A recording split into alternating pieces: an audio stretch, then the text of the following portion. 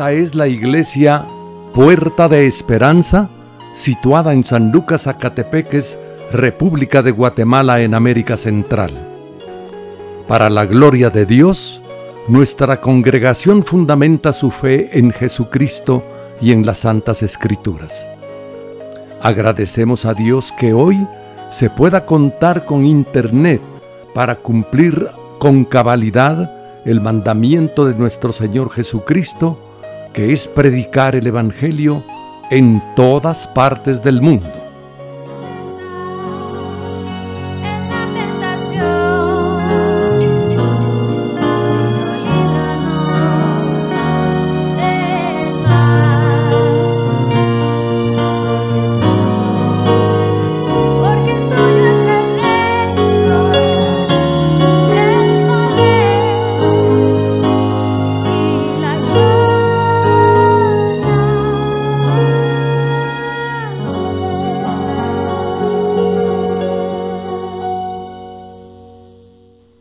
Con mucho agrado, ofrecemos hoy la prédica de nuestro pastor general, el licenciado Gustavo Adolfo Bonilla.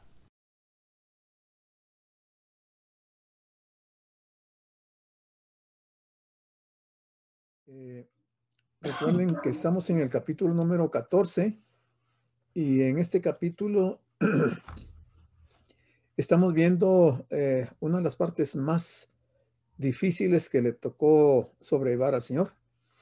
Es un día jueves.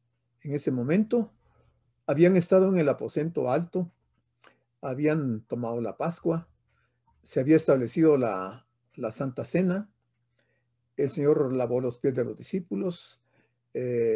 Todos los discípulos, cuando el Señor les dijo que uno de ellos lo iba a negar, todos se preguntaban si eran ellos mismos. Y finalmente Judas salió de ese lugar cuando el Señor le dijo que lo que tenía que hacer, que lo hiciera pronto. Se fue y ya no estuvo al final de esa reunión ahí en el aposento alto.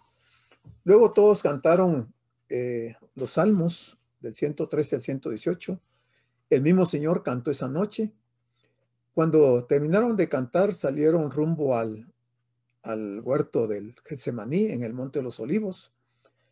Luego que llegaron al Monte de los Olivos, el Señor dejó a 8 de sus discípulos un poco más distante donde él iba a estar, y se llevó a Pedro, a Jacobo y a Juan a un lugar mucho más cerca donde él iba a estar.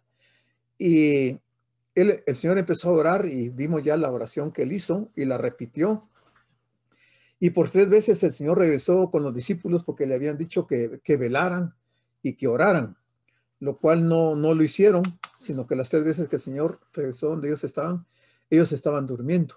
No habían podido velar, ni habían podido orar juntamente con el Señor.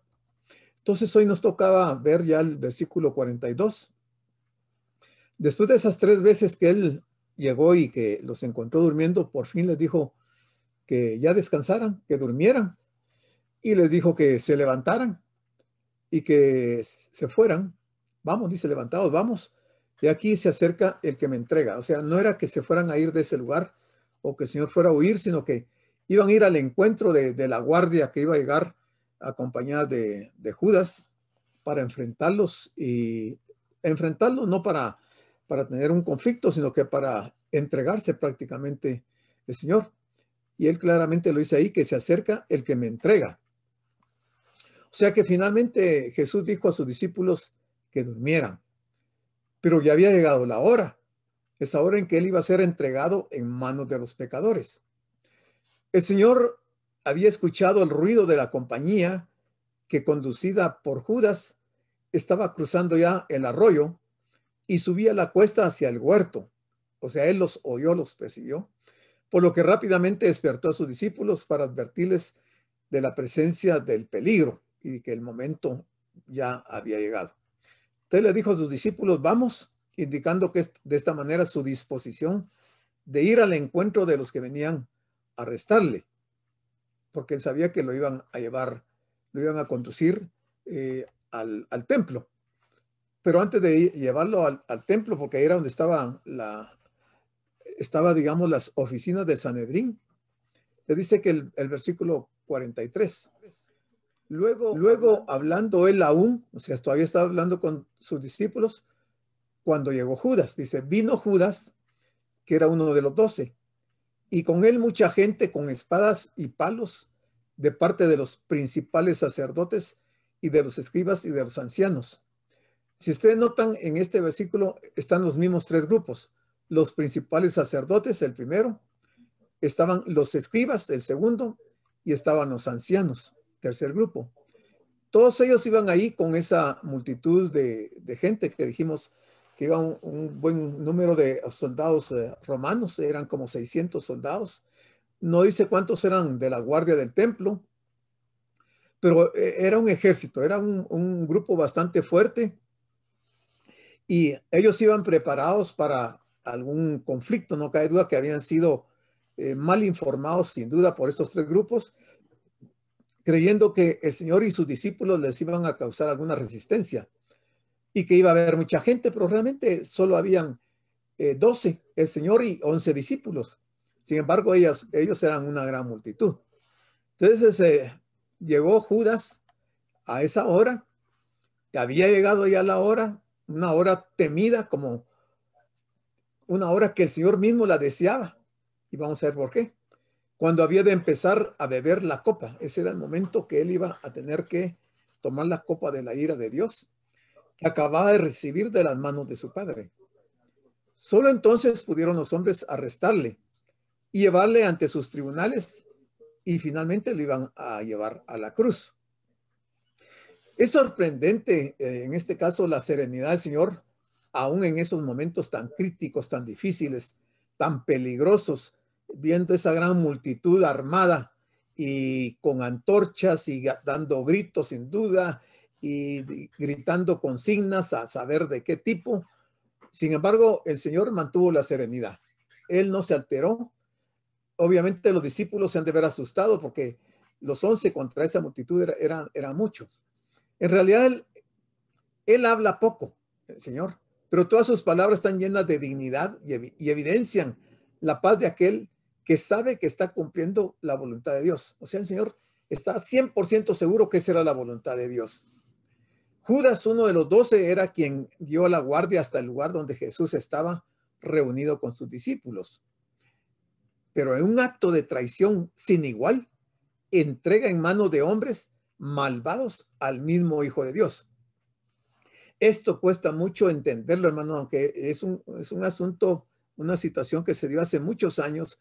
Cuando uno vuelve a leer estos pasajes, es difícil entender cómo uno de los escogidos del Señor, un apóstol, un hombre que había visto tantas señales de parte del Señor, milagros, maravillas, prodigios, cosas extraordinarias, al final decide venderlo por 30 monedas de plata. Y había hecho la negociación con esos tres grupos de religiosos y lo habían ido, sin duda, fíjense que como cuando Judas se fue, ellos estaban en el aposento alto, todavía celebrando la cena, la implementación de la cena, y que iban a cantar. Él pensó que ha de haber estado el Señor todavía en el aposento alto. Entonces no cabe duda que Judas dirigió a la guardia al aposento alto.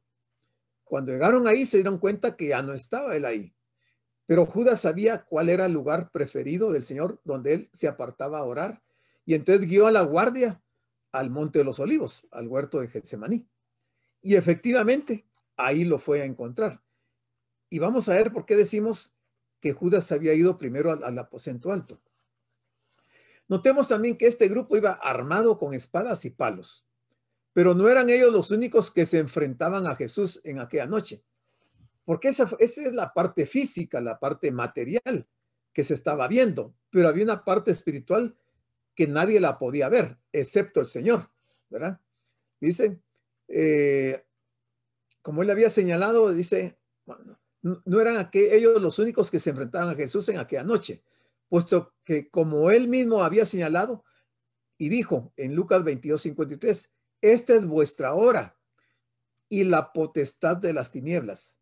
Aquí está, miren, en Lucas 22 dice, esta es vuestra hora y la hora de la potestad de las tinieblas. O sea, lo que realmente iba a tener más repercusiones en ese momento era el movimiento de huestes infernales que iban dirigiendo a los soldados romanos y a los guardias del templo.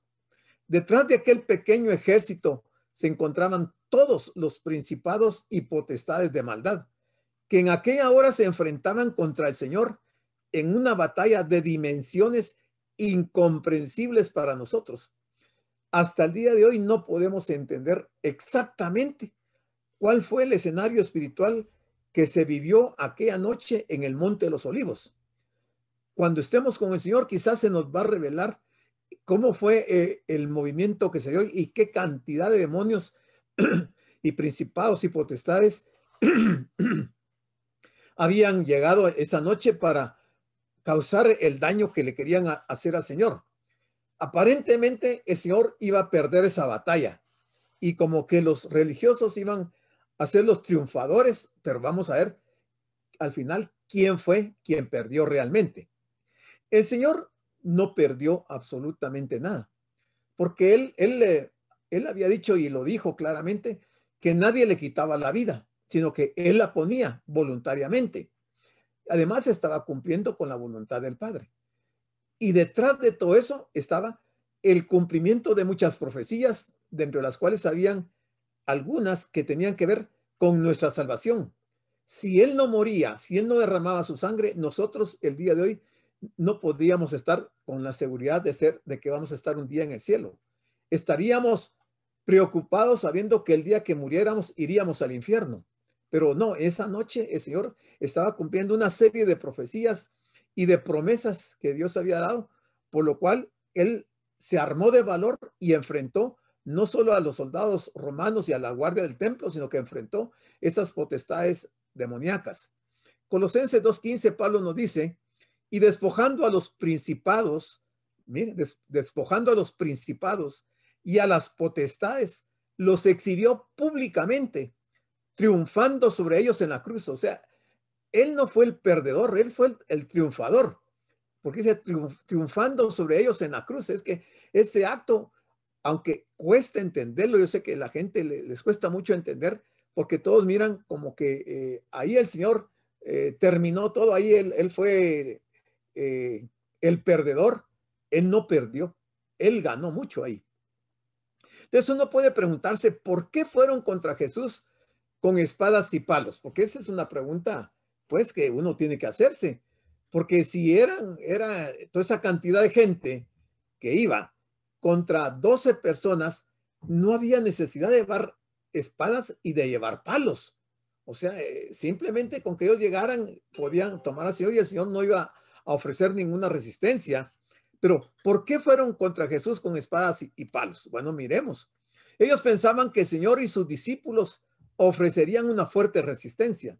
Eso pensaban, pero podían haber enviado una delegación, digamos, un grupo de espías a averiguar cómo estaba el asunto y se hubieran dado cuenta que solo eran 12. Y así demostraban una vez más que no habían entendido quién era Jesús ni la naturaleza de su obra. Eso nunca lo entendieron. No tomaron en cuenta el hecho de que Jesús nunca había manifestado violencia. Jamás. Él fue violento. Él siempre estuvo en el templo enseñando, aclarando, hablando la verdad, haciéndoles ver algunos errores, algunas malas interpretaciones que ellos tenían de los rollos de las escrituras, pero nunca fue violento con ellos, haciendo así honor a su título de príncipe de paz, según dice Isaías 9, versículo 6. Su odio hacia Jesús les impedía entender que su reino era espiritual. No lo entendieron. En el interior del corazón humano, y que se llegaba a formar parte de él por medio del arrepentimiento y la fe. Porque ahí inició realmente el reino del Señor, solo que lo inició en el campo espiritual. Más adelante volvió a explicar esto mismo a Pilato, el gobernador romano, que está en Juan 18:36. En ese caso, el Señor, en esa oportunidad, el Señor le respondió a Poncio Pilato. Dice, Jesús le dijo, mi reino no es de este mundo. Clarísimo, se lo había dicho, pero no lo entendieron. Mi reino no es de este mundo. Si mi reino fuera de este mundo, mis servidores pelearían para que yo no fuera entregado a los judíos, pero mi reino no es de aquí. Recordemos que encontramos un caso en donde los sirios habían sitiado a los israelitas y habían causado estragos al pueblo de Israel y habían causado una gran hambre, que se estaban muriendo por falta de alimento los judíos. Pero en esa ocasión el profeta le anunció al rey que el Señor iba a actuar y que al día siguiente iban a haber alimentos y que serían tan baratos los alimentos que sería una cosa extraordinaria, y no le creyeron. Y esa noche un solo ángel dice que mató 185,000 soldados asirios. 185,000, un solo ángel. O sea, si él, como dijo aquí, mi reino no es de este mundo, si mi reino fuera de este mundo, mis servidores pelearían para que yo no fuera entregado a los judíos. Con una legión de ángeles, bueno, ni siquiera con una legión, con un solo ángel era mucho para matar a esa guardia que había llegado a causar el arresto al Señor.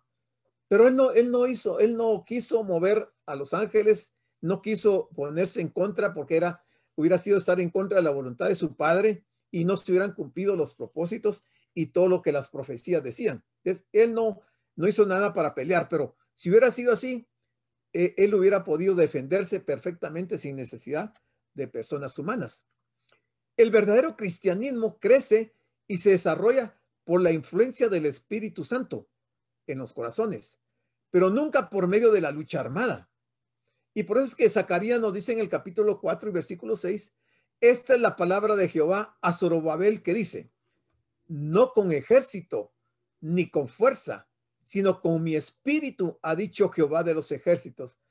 Es que Dios no necesita ejércitos, no necesita caballos, no necesita la fuerza humana. Él solamente con su espíritu puede hacer cosas extraordinarias que la mente del hombre no es capaz de entenderlas. Entonces el versículo 44 dice, y el que le entregaba, o sea, Judas, les había dado señal diciendo, o sea, la señal era para los líderes religiosos que habían llegado ahí, los fariseos, los ancianos, los escribas, y aún para los soldados romanos, que él les iba a dar la señal. Como estaban en la oscuridad de la noche, probablemente se hubieran equivocado, porque al Señor todos lo conocían, si él había estado ahí 3 años, más de 3 años en el templo enseñándoles y todos, a medio mundo lo conocía. Pero sin duda, como iba con su túnica y su manto y todo, probablemente iba a ser difícil reconocerlo. Pero Judas sí se iba a poder acercar y lo iba a reconocer, y entonces les iba a dar la señal para que ellos lo prendieran. Y la señal era esta. Dice, al que yo besare, ese es, prendedle y llevadle con seguridad. Qué triste, ¿verdad? Que se haya usado un argumento, una actitud que es muy importante dentro de la raza humana. O sea, un beso normalmente significa un grado de afecto, amor, cariño, reconocimiento, tantas cosas. Pero que con un beso se traicione, en este caso, Señor, eso fue algo denigrante, totalmente fuera de todo lugar lo que Judas hizo, porque nunca debió haber hecho eso, pero no cabe duda que también ahí se estaba cumpliendo algunas profecías. Veamos entonces la bajeza de Judas para traicionar a Jesús. Al que yo besare, ese es. El término original indica que le besó en una forma efusiva y repetidamente, de la forma en la que se besaría a alguien a quien se ama entrañablemente. O sea, la escena iba a ser como que Judas amaba tanto al Señor que lo iba a besar no solamente una vez, sino que le iba a dar tantos besos que iba a parecer como que lo amaba mucho, y nada que ver, era todo lo contrario. Pero así era Judas, ¿verdad? Así la traición de Judas se consumó con un beso. El más hermoso de los signos de afecto humano era usado en este caso como la más cínica expresión de hipocresía, de falsedad y de traición. O sea, hipocresía, falsedad y traición de un hombre. No estamos hablando de un muchacho, de un joven. Estamos hablando de un hombre hecho y derecho. Sin embargo, que no tenía valores morales. Él nunca había amado al Señor. Pero así era Judas. Siempre estaba fingiendo, viviendo una doble vida, aparentando amor y respeto cuando en realidad no sentía nada, pero nada de esto por Jesús. Él no sentía nada. Sin embargo, usó este gesto del beso de una forma que realmente nunca lo debió haber hecho. Qué diferente, si aquí hacemos un contraste de lo que había sucedido en esos días también, unos días antes, de aquellas mujeres que después de derramar sobre Jesús un costoso perfume, no dejaban de besar sus pies. O sea, ese sí es un acto de afecto, de cariño, de respeto, de reconocimiento. Ellas besaban los pies, o sea, hablando de María y de la mujer pecadora que nos describe Lucas en el capítulo 7 y versículo 38. Estas mujeres sí expresaron un sentimiento genuino, verdadero. No fingieron, no se comportaron hipócritamente. Entonces el versículo 45 dice, y cuando vino, o sea, Judas, se acercó luego a él y le dijo, maestro, maestro, y le besó. Esa era la señal. En ese momento estaban ocurriendo muchas cosas en el mundo espiritual. Esta fue una señal, fue un acto que desencadenó una serie de acontecimientos que la Biblia no los describe, pero que vamos a ver algunos aspectos en relación a esto para que lo entendamos como es. Entonces ellos, hablando de los fariseos, los escribas, los ancianos y esta gente, ellos le echaron mano y le prendieron inmediatamente. Ellos estaban a la expectativa de lo que Judas iba a hacer y poder en ese momento prender al Señor. Era la hora del aparente triunfo de las tinieblas. Aparente triunfo de las tinieblas. Cuando el Santo Hijo de Dios era arrestado sin dificultades y llevado por hombres pecadores para ser juzgado y condenado. No obstante, nada de esto habría ocurrido si Jesús mismo no lo hubiera permitido. Juan nos dice que Jesús les preguntó, ¿a quién buscáis esa noche? ¿A quién buscáis? A lo que ellos contestaron, a Jesús Nazareno. Y fue entonces cuando él les dijo, yo soy. Y retrocedieron y cayeron a tierra. Eso está en Juan 18, del 4 al 6. ¿Qué ocurrió cuando el Señor dijo esas palabras, yo soy? Porque entonces los 600 soldados romanos, la guardia del templo y cuantos más los acompañaban, retrocedieron y cayeron en tierra. O sea, algo pasó en el plano espiritual para que haya ocurrido eso. Por eso digo que estaban sucediendo cosas espirituales extraordinarias. Todo esto estaba ocurriendo durante la noche de la Pascua, o sea, este jueves. Una fiesta anual con la que los israelitas recordaban el momento en que sus antepasados habían sido liberados de la esclavitud de Egipto. En una fiesta tan trascendental, tan importante para el pueblo de Israel, se da ese acontecimiento de la traición de Judas. Cuando se celebraba la libertad de la esclavitud, ahora la libertad no era lo que se estaba celebrando en ese momento en el Monte de los Olivos. Y Marcos nos quiere hacer notar que para Jesús no fue una fiesta de liberación.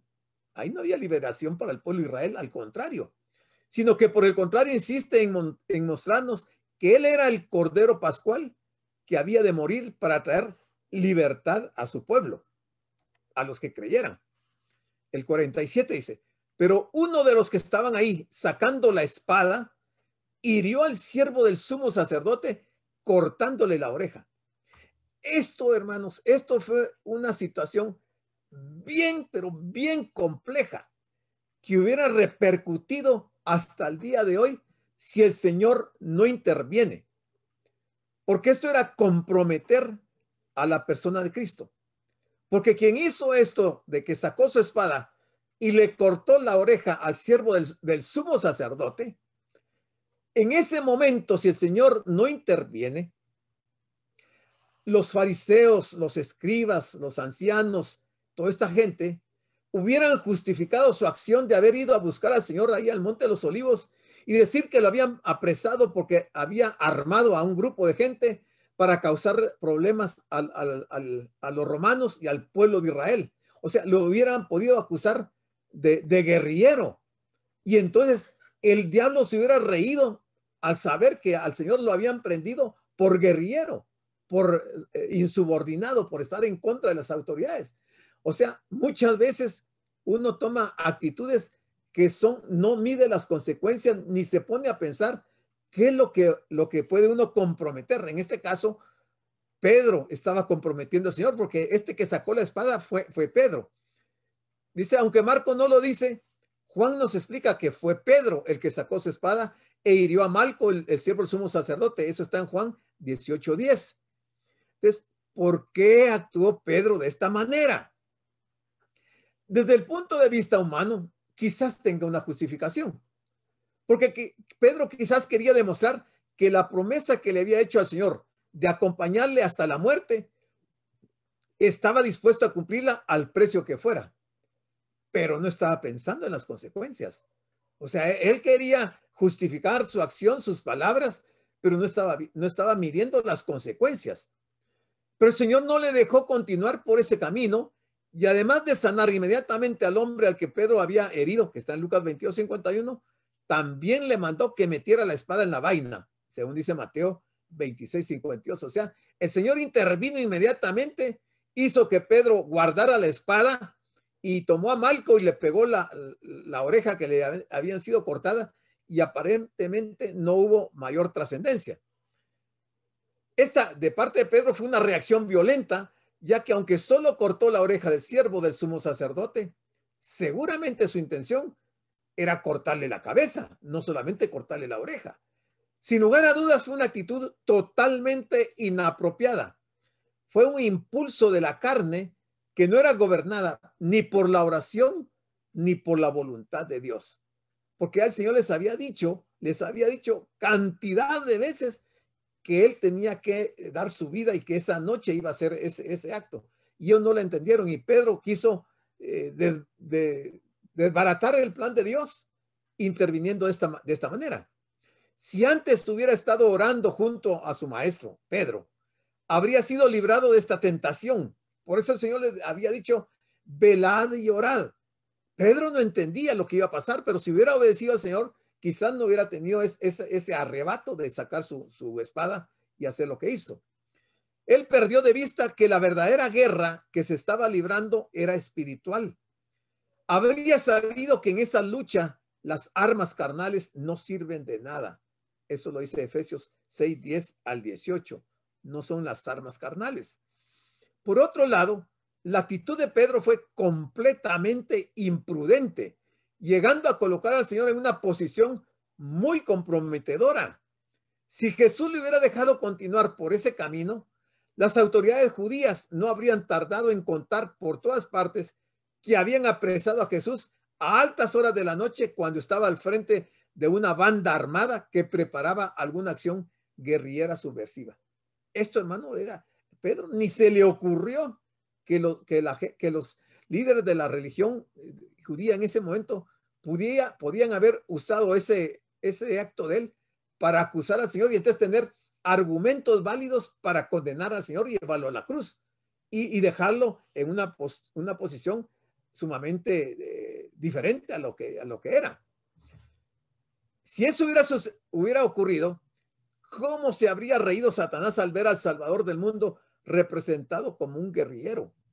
Y sin darse cuenta, Pedro lo estaba facilitando con su comportamiento. Por eso es que nosotros debemos, hermanos, de ser muy sensatos y antes de tomar una acción de violencia, que pensemos en las consecuencias, porque probablemente podamos complicar más una situación que Dios no quiere que sea así. Versículo 48 dice, Y respondiendo Jesús les dijo: ¿como contra un ladrón habéis salido con espadas y con palos para prenderme? Mire la serenidad del Señor y lo acertado de sus palabras, y qué directo fue. No los ofendió, sino que solo dice: ¿cómo salen ustedes como que si yo fuera un ladrón y vienen con espadas y con palos? Si yo he estado tantos años ahí en medio de ustedes enseñándoles en el templo, me han visto en las fiestas, nunca he sido violento. ¿Y por qué es que vienen así, de esta manera? Eso era lo que él estaba tratando de decirles. Les estaban tratando como a un ladrón que huye de la justicia, pero él muestra la incoherencia de este razonamiento, recordándoles que él nunca había actuado de una forma clandestina, sino que había hablado siempre públicamente en el templo donde todos podían escucharle. Lo cierto es que quienes actuaban en la noche, escondiéndose para evitar ser vistos por el pueblo, eran ellos mismos, los líderes de la religión, ¿verdad? Y les dice: esta es vuestra hora y la potestad de las tinieblas. Está en Lucas 22:53. Era la hora y la hora de la potestad de las tinieblas, usando a esos grupos religiosos. ¿Por qué no le habrían arrestado en el mismo momento en que estaba enseñando en el templo? En sus visitas al templo, le habían provocado en muchas ocasiones, buscando que dijera alguna palabra comprometedora. Nunca habían encontrado en él algo por lo que pudieran arrestarle. Así que buscaron la noche, la oscuridad, las tinieblas, dando así comienzo a un proceso sin ninguna garantía de legalidad y donde el veredicto había sido fijado con anterioridad. O sea, ya ellos habían decidido darle muerte de tal manera que ese proceso que parecía que iba a ser legal no tenía nada de legalidad. Ya ellos habían decidido matarlo. Y acabaron crucificándole entre dos ladrones como si él mismo fuera uno de ellos. O sea, aquí ellos tomaron una acción que nada que ver con respecto al carácter del Señor, porque él había estado con ellos mucho tiempo, muchas veces.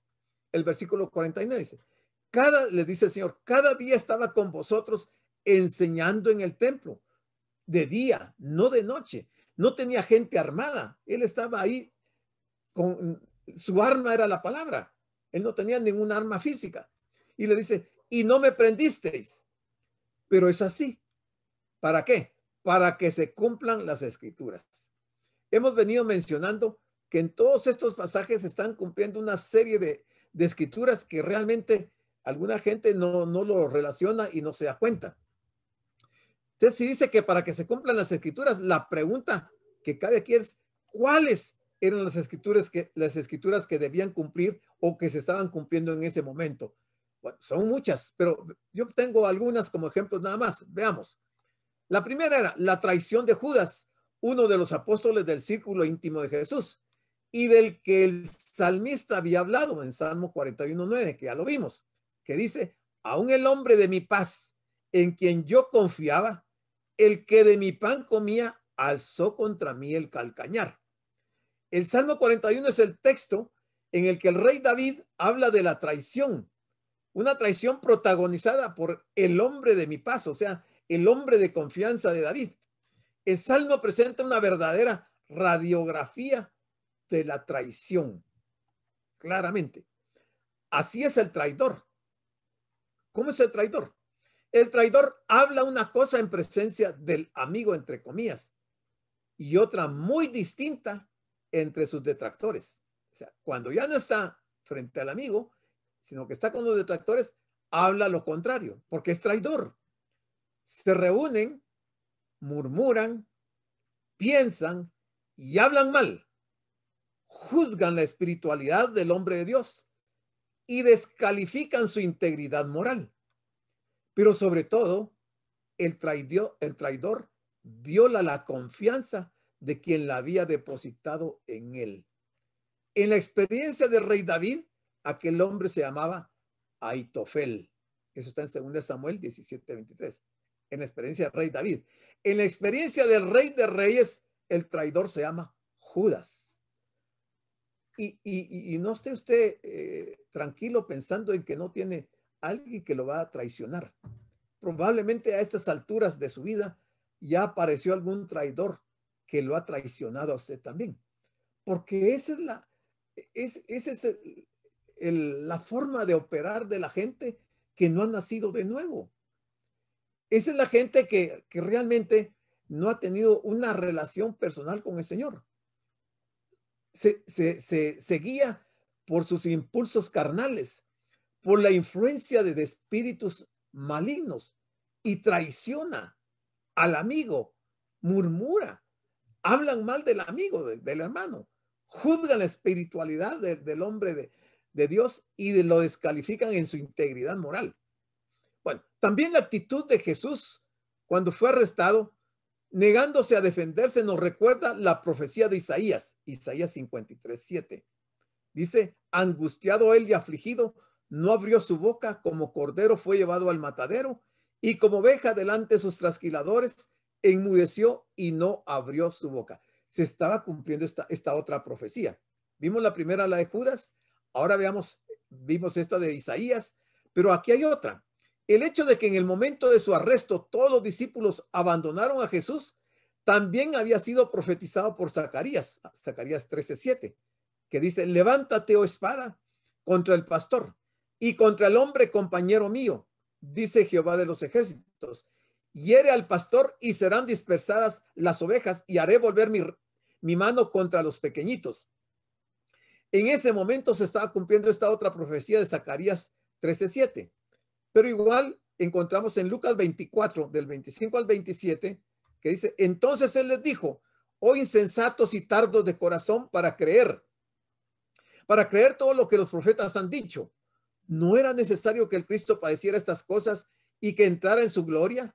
Y comenzando desde Moisés y siguiendo por todos los profetas, les declaraba en todas las escrituras lo que de él decía. Todas estas son profecías que se estaban cumpliendo en ese momento del arresto del Señor y que lo van a llevar con Anás. Versículo 50. Entonces todos, no algunos, todos los discípulos dejándole huyeron. Aquí está Zacarías 13:7.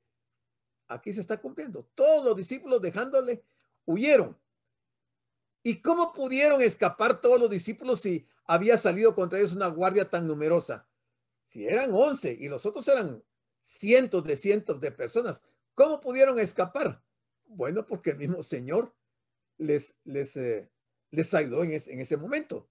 Por un lado, aunque Jesús y sus discípulos eran minoría, sin embargo, era él quien estaba dictando las condiciones para su arresto, o sea, el Señor.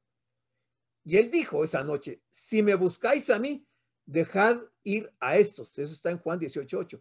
Por eso es que todos pudieron huir, porque el Señor dijo que los dejaran ir. O sea, hasta en ese momento, el Señor estaba teniendo cuidado de ellos. Jesús salió en su defensa y se cumplió así lo que él mismo había anunciado. Aquí otra profecía que se cumple. De los que me diste, no perdí ninguno. Juan 18:9. Y por otro lado estaba la palabra profética que anunciaba el abandono de sus discípulos, Zacarías 13:7 que hablábamos. Así que Jesús quedó solo, quedó abandonado por sus amigos y en manos de sus crueles enemigos. Algo similar, no exactamente igual, pero le sucedió a Pablo.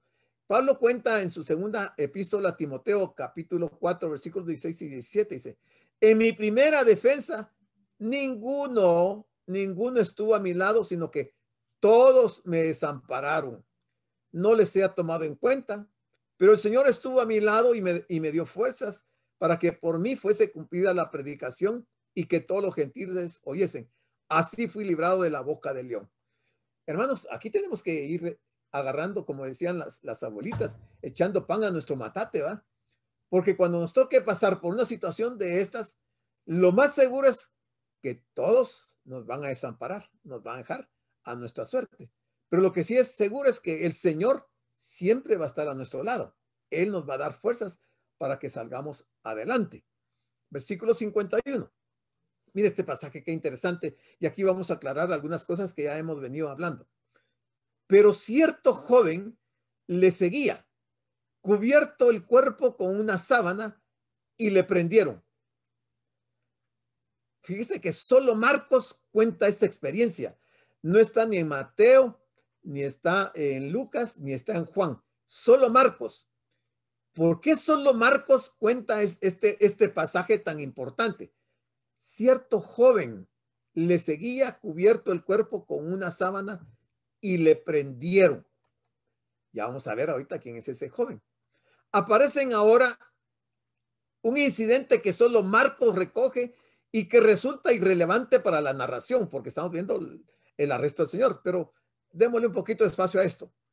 ¿Por qué decidió Marcos incluirlo en su relato? ¿O cuál es la razón para que esté aquí este pasaje en medio de una situación tan complicada que el Señor está viviendo?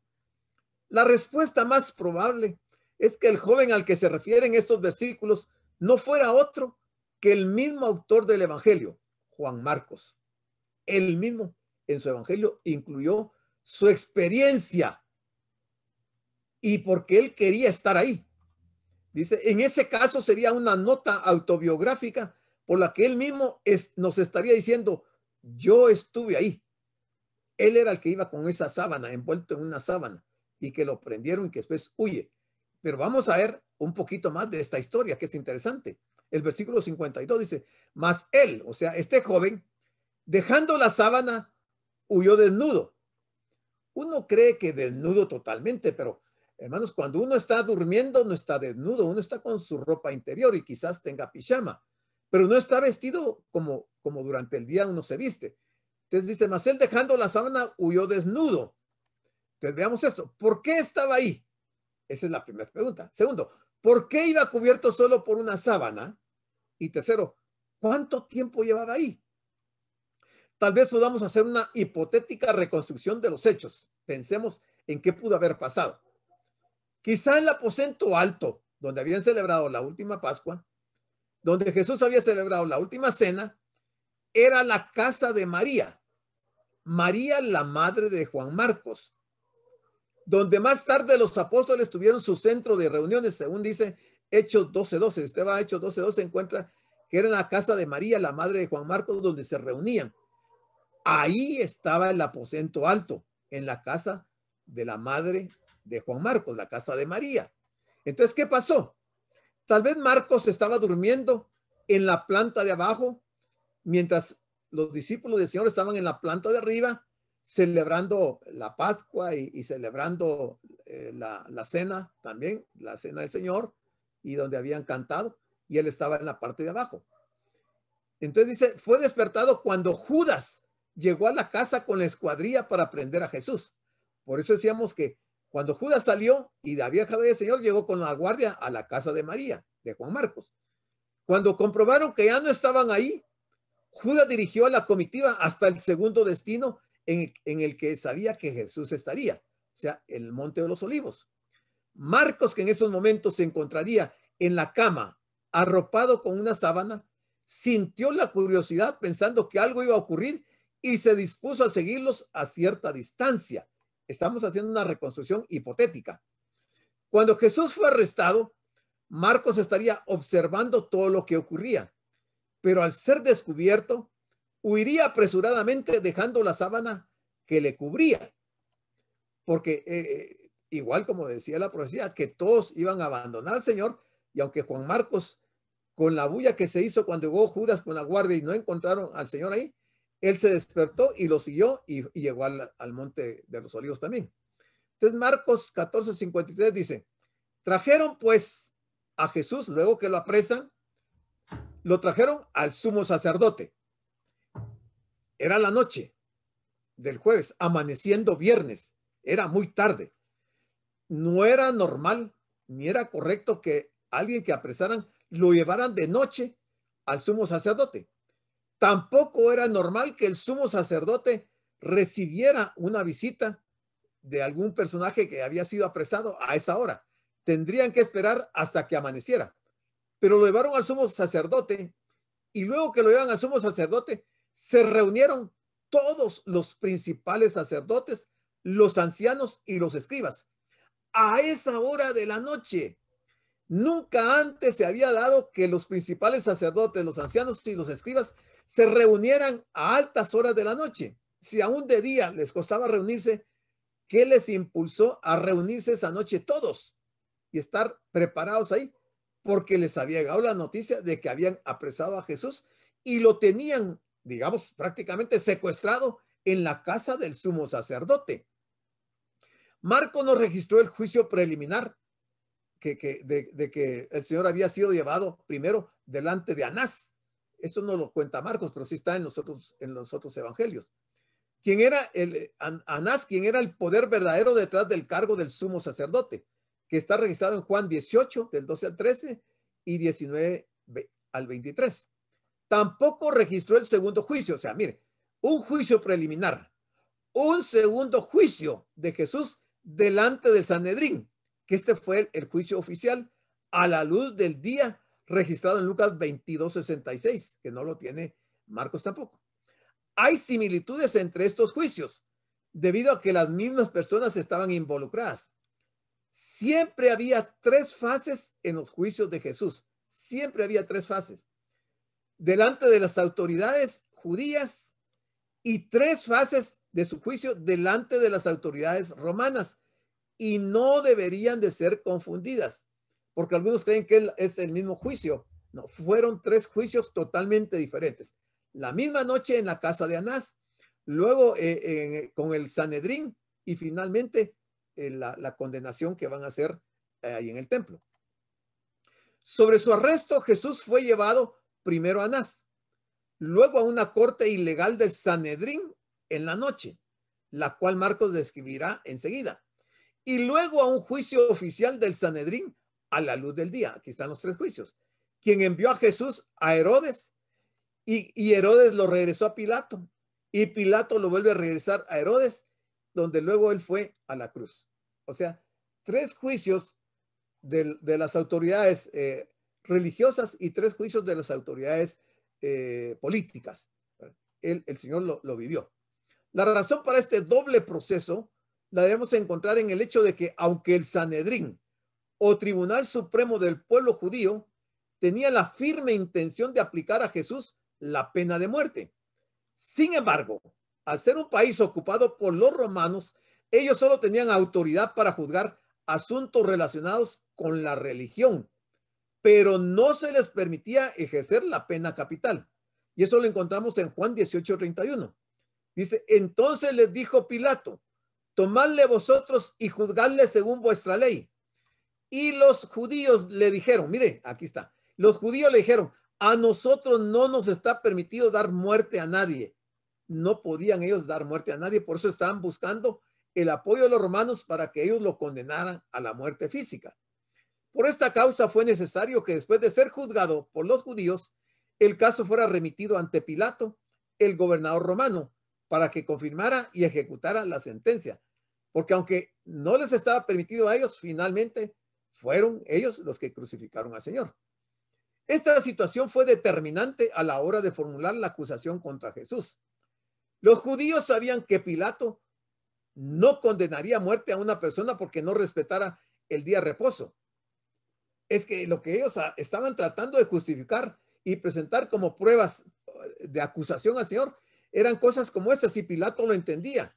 Y dice que porque el Señor no respetaba, ellos lo acusaban de que el Señor no respetaba el día de reposo. También lo acusaban de que el Señor no guardaba las tradiciones de los judíos. También dice, o tuviera puntos de vista diferentes a los de ellos en asuntos como el divorcio, la resurrección de los muertos, o incluso porque no se sujetara a la autoridad espiritual del Sanedrín. Todos estos argumentos no eran argumentos para ser condenado a muerte. Y los judíos sabían que Pilato no lo iba a condenar por todas estas situaciones que ellos estaban presentando como justificantes. Entonces decidieron acusarle por su pretensión de ser el Mesías, algo que Jesús no tardó en confirmarles. Aquí sí va a haber una reacción del poder político y vamos a ver por qué cuando se le acusa de ser el Mesías, entonces sí le iba a proceder el juicio. Marcos nos explica que el Sanedrín estaba formado por el sumo sacerdote, los principales sacerdotes, los ancianos y los escribas. Estos conformaban el Sanedrín. O sea que todo el Sanedrín estaba involucrado en este momento del apresamiento del Señor.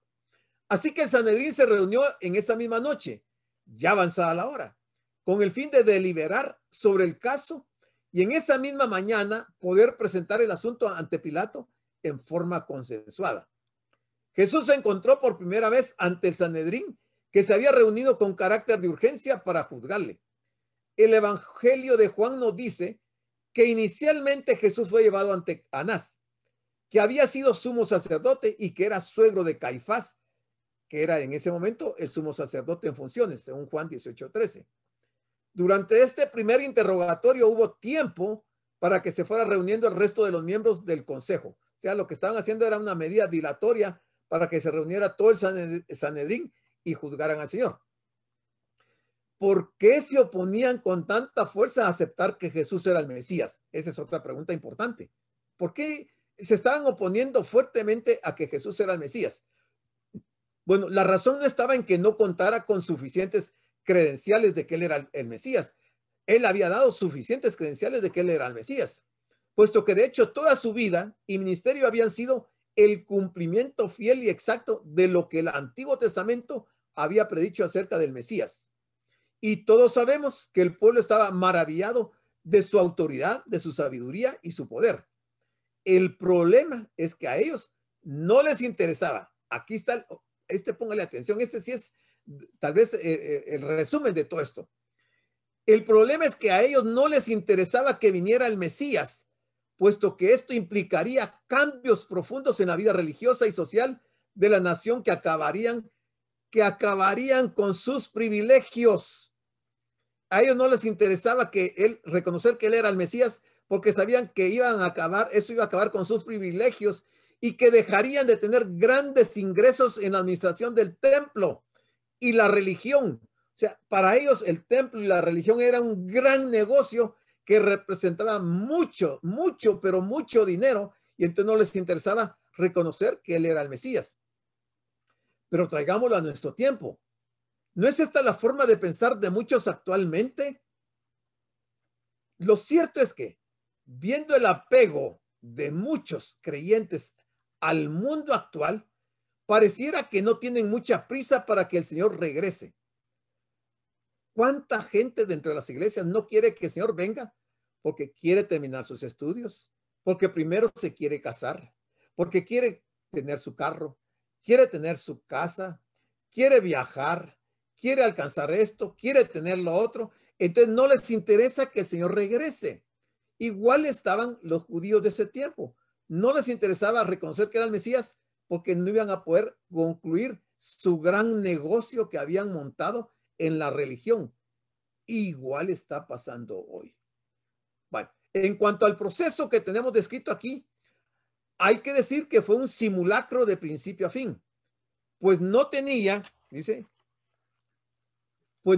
otra finalidad que dar apariencia de legalidad a un crimen ya predeterminado.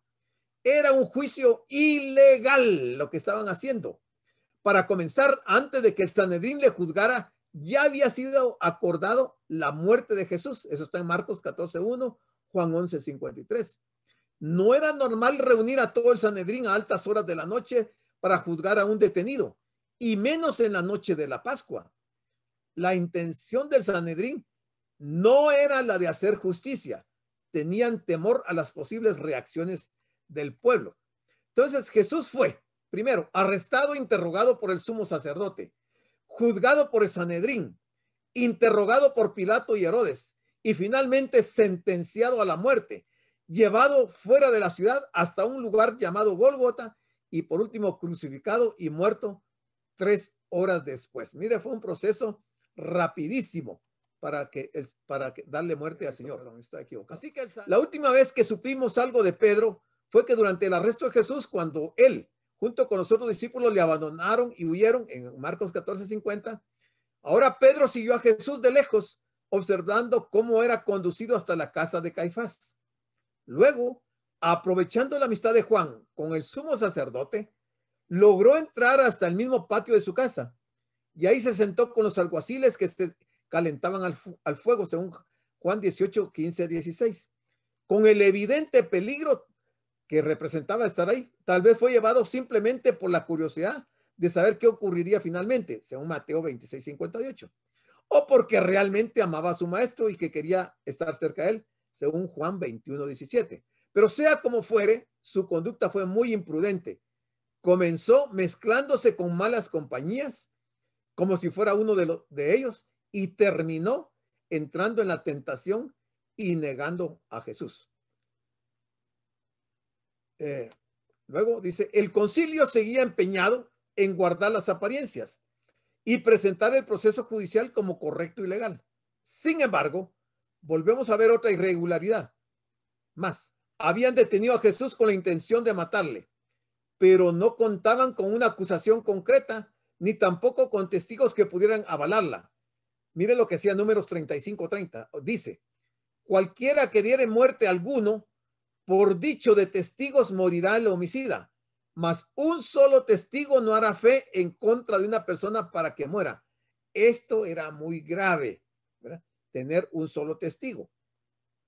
La obligación del tribunal era de proteger los intereses del prisionero en todo lo posible, mientras intentaban llegar a un juicio justo e imparcial basándose en evidencias sólidas.